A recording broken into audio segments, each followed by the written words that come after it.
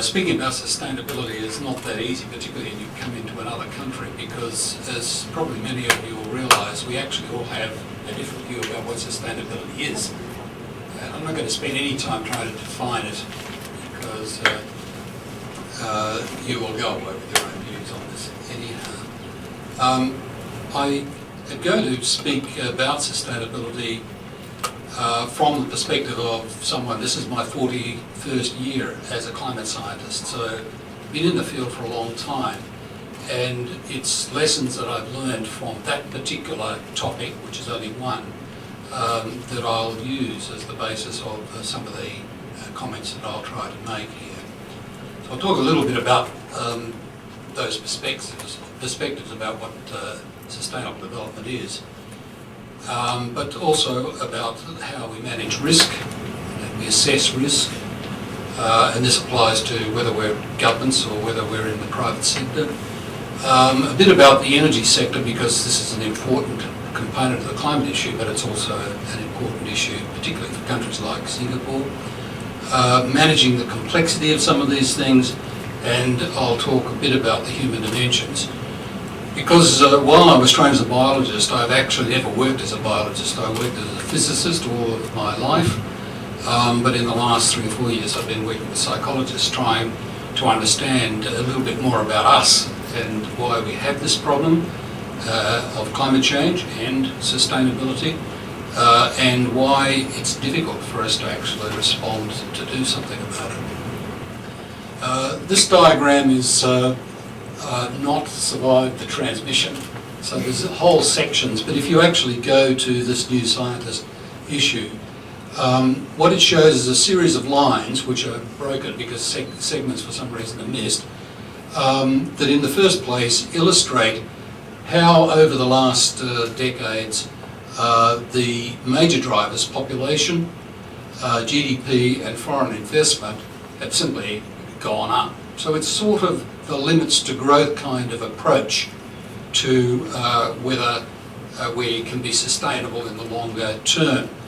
And then there are the sections of demands that relate to this population growth and GDP, or affluence if you like, particularly around motor vehicles, paper consumption, fisheries, exploitation and water use, that are also of course going up with this. And then a series of impacts or consequences, such as the fact that carbon dioxide is going up in the atmosphere, but there is ozone depletion, there's temperature change, and species extinction. So as I say, this is one way of identifying that we actually have a potential problem, that these things may not continue to be able to grow in the way they have been. Another way of looking at this is was published recently in Nature, is to try to define the limits, and that's what these circles are in this diagram, of how far you can go with particular parts of the global environment. So the solid line that exists around here is an indication of an estimate that these guys, and there's about 20 or so authors on this paper, have suggested how far we could go before we hit the planetary limit. And what it shows is that in some areas, such as nitrogen and general emissions, we're well and truly exceeded what they believe is a sustainable limit. Whereas with climate change, we're sitting here and the defined limit is out here. Now I don't want you to take this too seriously, because determining where those lines are, and in fact the magnitude of these bars, is not easy. In a sense, this is a set of opinions by a group of scientists as to where these limits might exist.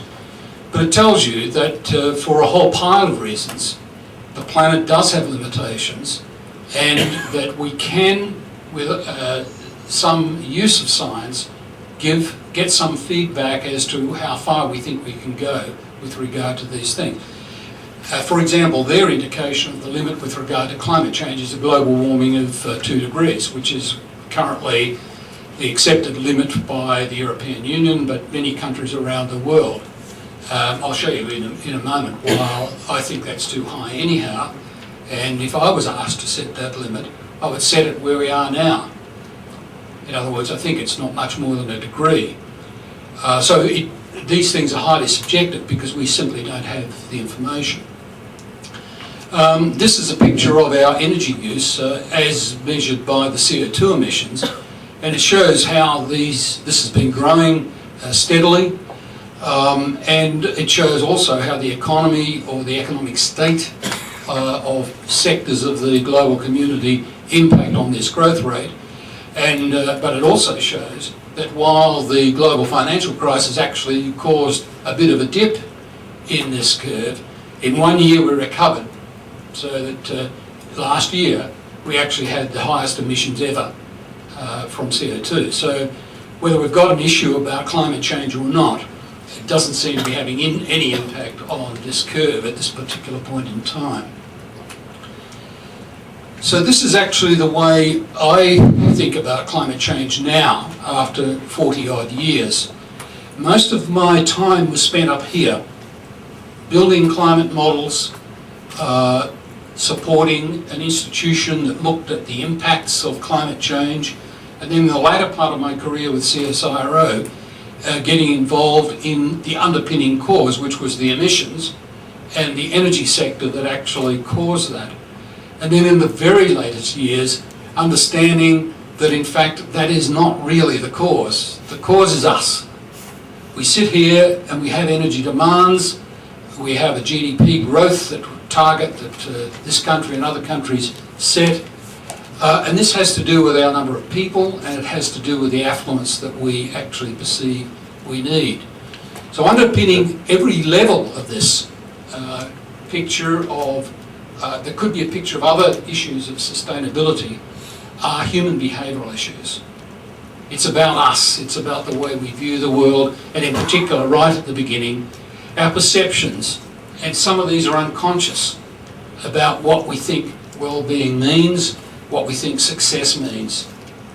And while I've been here looking at some of the research proposals for the foundation, one of the things I've been trying to encourage is for a deeper and more rigorous assessment of some of the reasons why we actually think we have to do the things we're doing. And in particular for my country and for your country, some of the issues around population growth. So let's talk briefly about managing risk. The risk from the climate change perspective is the temperature is going up, and although this diagram it doesn't include last year when we had a La Nina year and generally temperatures were down a little bit in the planet, and most of the dips that are in this curve are La Nina years, it's clear that this last decade has been the warmest we've had on the historical record. 3 different colours here simply represent 3 different global data sets, just confirming that 3 different institutions have come up with the same answer. That's a threat. The temperature is going up. The second one is sea level is going up, and for an island nation, of course, that may have quite a lot of significance. We're an island nation also, although we have a somewhat larger area, but it turns out that the vast majority of our people live near sea level, and there are threats and risks associated with that. And finally, there are more global issues around deglaciation. This is the loss of Arctic sea ice, which at the time of the assessment report by the Intergovernmental Panel on Climate Change in 2001, the estimate was that we would lose this ice sometime completely in a summer around about 2050. And most of the scientists now think that it may be only 15 years away or even less, because we've underestimated how quickly this is responding. So this is a message. The message is we don't know everything about the physical system that we would like to know in order to be more certain about how things are going to unfold.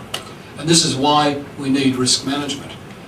And finally, a slide which, to my perspective, is the reason why I think a degree may be closer to what our target should have been.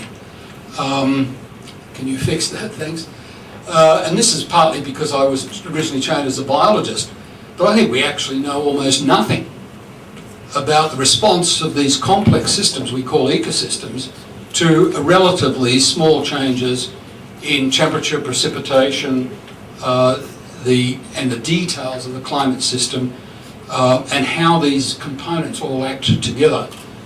The problem is that I might be right or I might be wrong, but it's a risk.